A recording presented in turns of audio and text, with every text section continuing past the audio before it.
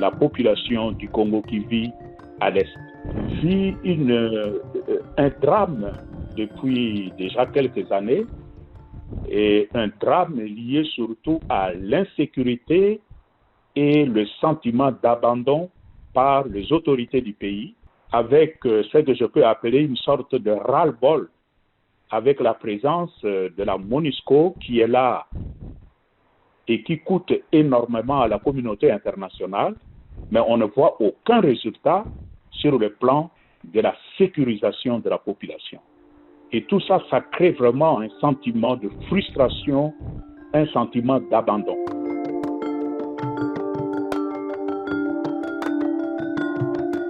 Je crois qu'il y a conjugaison d'intérêts de tant de personnes au niveau de la communauté internationale, au niveau des pays voisins, avec la collaboration de certains Congolais.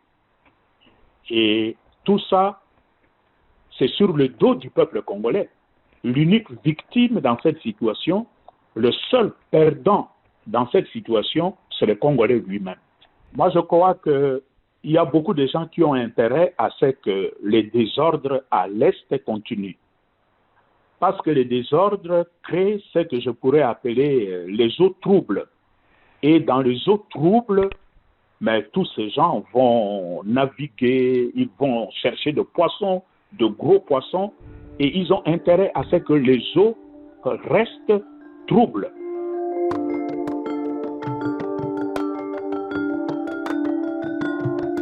Aussi longtemps qu'il n'aura pas un gouvernement vraiment responsable, qui prend à cœur cette question d'insécurité à l'Est et qui ne met pas le moyen conséquent au service d'une armée républicaine unie, et notre armée sera infiltrée par des gens qui ne sont pas des Congolais et qui ne jouent pas le jeu du Congo, mais on ne trouvera pas une solution. Donc, pour nous, la solution, c'est d'abord ici à Kinshasa. Et la communauté internationale doit sortir de son hypocrisie. Ils ont leurs éléments sur place là-bas. Ils ont l'analyse exacte de la situation à l'Est, mais l'impression, c'est qu'on se voit la face pour ne pas nommer le problème. Parce que nommer le problème entraînerait aussi une responsabilité d'intervenir. Alors, ils se voient la face comme si de rien n'était.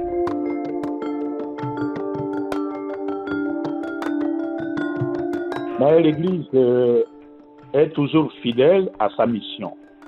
Et la mission de l'Église, c'est être à côté de ces hommes, ces femmes, ces enfants qui souffrent.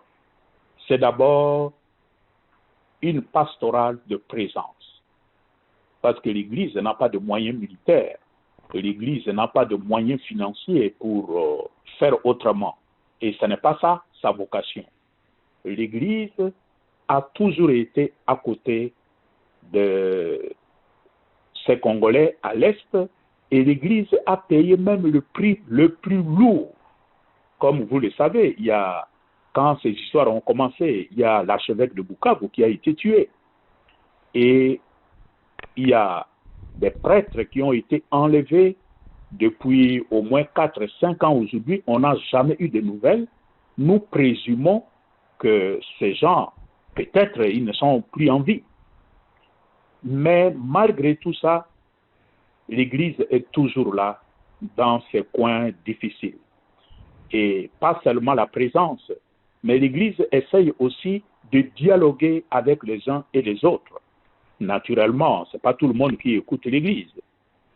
Et l'Église essaye aussi de soulager la population, tant soit peu, parce que ce peuple, à cause de l'insécurité, il y a aussi des conséquences sur la production agricole, sur le déplacement de la population, et d'un coup, il y a la famine, il y a la malnutrition.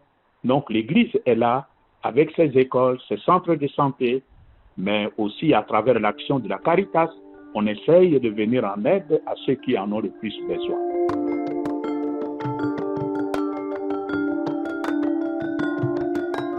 Ma prière, c'est que le Seigneur puisse toucher les cœurs de tous ceux qui ont une certaine influence sur la situation à l'est du pays, en commençant par les autorités de ce pays. Parce que tout ce qui se passe, ça me donne l'impression que ces gens sont sans cœur. La souffrance de leurs frères, de leurs sœurs à l'Est, ça les laisse indifférents. Ils passent leur temps à se disputer de postes ministériels au niveau de portefeuilles pour se faire de l'argent, mais pendant ce temps, à l'Est, les gens souffrent. Donc, ma prière, c'est que le Seigneur puisse toucher les cœurs des uns et des autres, qui deviennent sensibles aux cris de misère de leurs frères et sœurs.